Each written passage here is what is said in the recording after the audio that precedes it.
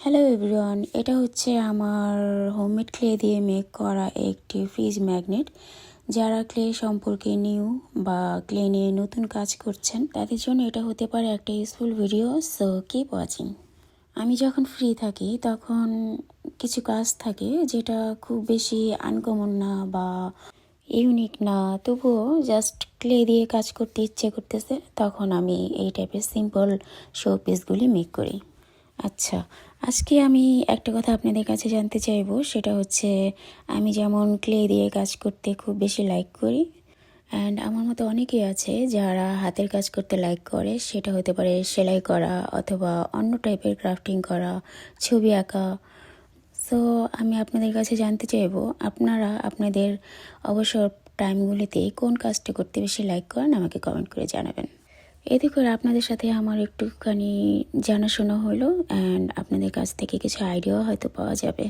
তাছাড়া ক্লে সম্পর্কে তো আপনারা যে কোনো কোয়েশ্চেন করতেই পারেন কোনো প্রবলেম হলে, অ্যান্ড যারা নিউ তাদের এই প্রবলেমটা বেশি হয়। সো আপনারা ক্লে সম্পর্কে যে কোনো কোয়েশ্চেন আমাকে করতে পারেন, আমি অবশ্যই ট্রাই করব যেন আপনাদের প্রবলেম সলভ হয় এমন টাইপের অ্যান্সারগুলো দেওয়ার জন্য।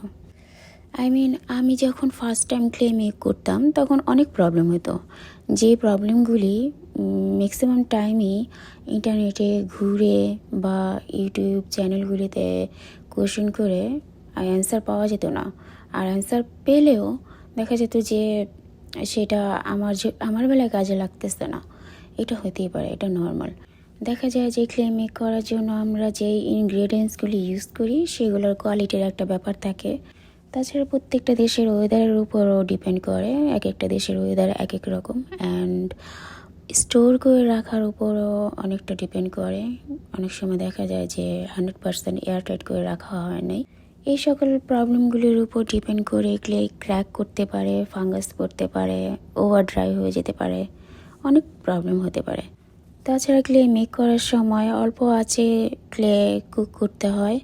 এটার আঁচ যদি একটু বেশি থাকে তাহলে প্রবলেম। এটা ভালোভাবে কুক করতে হবে, লং টাইম নিয়ে কুক করতে হবে, অ্যান্ড অল্প আঁচে কুক করতে হবে। এগুলো যদি আপনারা মেনটেন করতে পারেন, আই হোপ আপনাদের ম্যাক্সিমাম প্রবলেমগুলি সলভ হয়ে যাবে। অ্যান্ড অবশ্যই ট্রাই করবেন ক্লে পিসগুলি আপনারা কমপ্লিট করার পর ভার্নিশ অ্যাপ্লাই করবেন, অ্যান্ড ক্লেটা 100% ড্রাই হওয়ার পরই ভার্নিশটা অ্যাপ্লাই করবেন। অনেক সময় ক্লে পিসটা যদি আপনার খুব ভালোভাবে ড্রাই না হওয়ার আগে ভার্নিশ করা হয় তাহলেও কিন্তু ফাঙ্গাস পড়তে পারে বা ক্লে ক্র্যাক করতে পারে।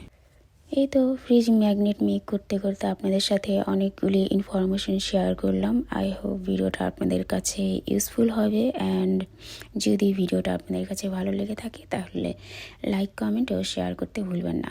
ভালো থাকবেন, বাই বাই।